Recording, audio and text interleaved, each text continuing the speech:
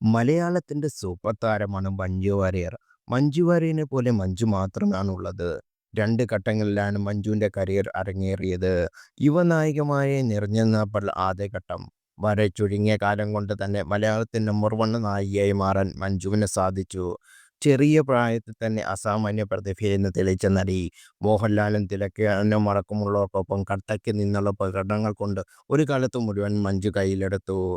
വിവാഹശേഷം സിനിമയിൽ നിന്ന് പൂർണ്ണമായി വിട്ടുനിൽക്കുന്ന മഞ്ജുവെയാണ് പിന്നീട് കണ്ടത്. നീണ്ട 15 വർഷത്തെ ഇടവേളയ്ക്ക് ശേഷമാണ് മഞ്ജു തിരികെ വരുന്നത്. ഇക്കാലത്തിനിടയിൽ മലയാള സിനിമ അടിമുടി മാറി. തനിക്കും ഒപ്പമുണ്ടായിരുന്നവരിൽ മിക്കവരും അമ്മ വേഷങ്ങളിലേക്കും ക്യാരക്ടർ റോളിലേക്കും ഒതുങ്ങി നിന്നിരുന്നു. എന്നാൽ പോയതിനേക്കാൾ ശക്തമായിട്ടാണ് മഞ്ജു തിരിച്ചു വന്നത്. മഞ്ജു ഒഴിച്ചിട്ട് പോയ സിംഹാസനത്തിൽ മറ്റൊരു അവകാശി ഉണ്ടായിട്ടില്ലെന്നും അർത്ഥം. ഇന്ന് മലയാളം കടന്ന് തമിഴിലും കയ്യടി നേടി മുന്നേറുകയാണ് മഞ്ജു വാര്യർ. നിസ്സംശയം തന്നെ പറയാം, മലയാളത്തിലെ സൂപ്പർ താരമാണ് മഞ്ജു വാര്യർ എന്ന്. ഇത്ര വലിയ താരമായിരിക്കുമ്പോഴും ജീവിതത്തിൽ മഞ്ജു പുലർത്തുന്ന ലാളിത്യവും ശ്രദ്ധേയമാണ്. യുവതാരങ്ങളെ പോലും പിന്നിലാക്കുന്ന ഫിറ്റ്നസും ഫാഷൻ സെൻസുമാണ് മഞ്ജുവിൻ്റെ കയ്യടികൾ നേടിക്കൊടുക്കുന്നത്. പ്രായം വെറും അക്കം മാത്രമാണെന്ന് ഓരോ നിമിഷം മഞ്ജു തെളിയിക്കുന്നത് കാണാം.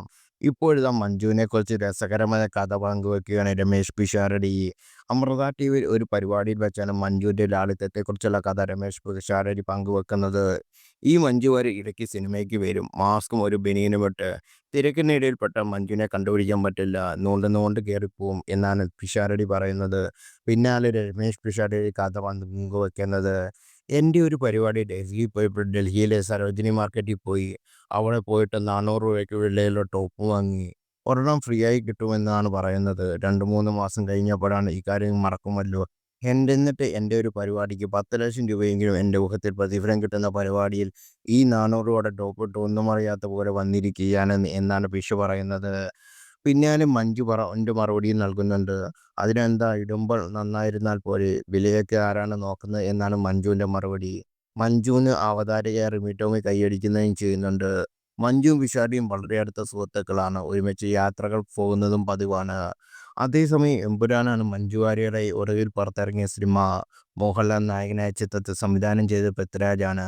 ലൂസിഫറിന്റെ 2ാം ഭാഗമായി എമ്പുരാനിൽ മിന്നും പ്രകടനമാണ് മഞ്ജു വാര്യർ കാഴ്ചവെച്ചിരിക്കുന്നത്. ചിത്രം മലയാളത്തിൽ ഇക്കാലത്തെയും വലിയ ഹിറ്റായി മാറുകയും ചെയ്തു.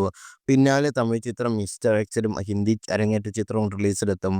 അമർകി ബണ്ടിയാണ് മഞ്ജുവിൻ്റെ വാര്യരുടെ ആദ്യ ഹിന്ദി ചിത്രം. വിടുതല 2 ആയിരുന്നു മഞ്ജുവിൻ്റെതായി ഒടുവിൽ ഇറങ്ങിയ തമിഴ് ചിത്രം.